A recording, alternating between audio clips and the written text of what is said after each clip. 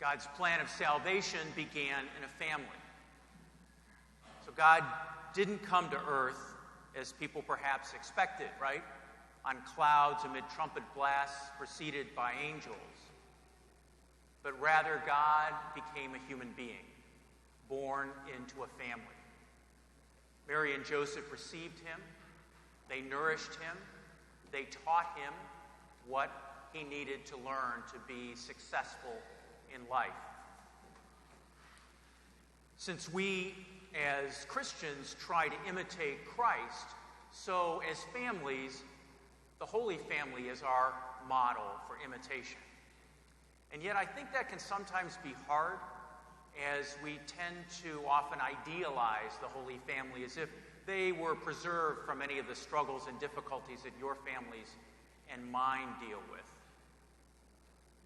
But if we read the Scriptures, acknowledging that we don't know a lot in detail about the Holy Family, a couple things do sort of become clear. One is that they were an absolutely ordinary family in almost every way. We know that Joseph was a carpenter who passed his trade on to his son. Pretty ordinary. And when people wanted to question Jesus' identity as this prophet and miracle worker, they did it by mentioning his family. Isn't this the son of the carpenter? How could an ordinary guy from an ordinary family do these amazing things? The second thing I think we know from Scripture is that they did have their difficulties and misunderstandings between them. The gospel story today is a classic example of that. Jesus stays behind in Jerusalem, and his parents have to go look for him. And I imagine Mary, sort of with tears in her eyes, saying the words that we just read, "Son, why have you done this to us? We were looking for you anxiously." And him saying back to her, "Well, why did you look for me? Didn't you know I had to be in my Father's house?"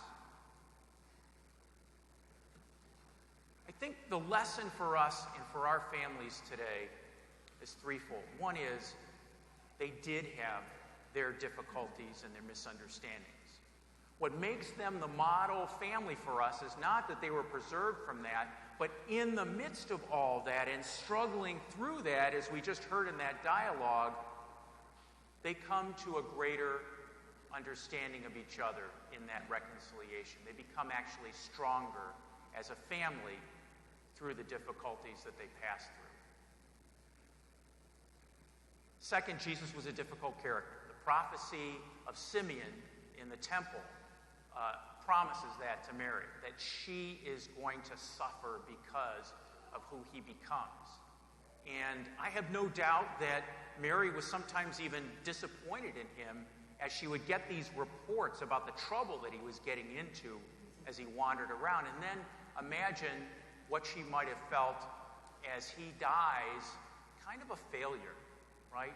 Dies on a cross, exposed to everyone. I think the lesson for us in all that then is that at a certain point, parents have to let go of their own ideas of what counts as success for their children and hand them over to whatever plan God might have for them, which might be surprising.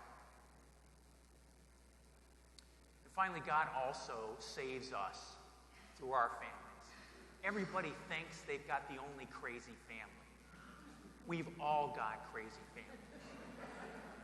And it is precisely through the joys and the struggles, the misunderstandings and the reconciliations that God is working out his plan of salvation in us and in our families.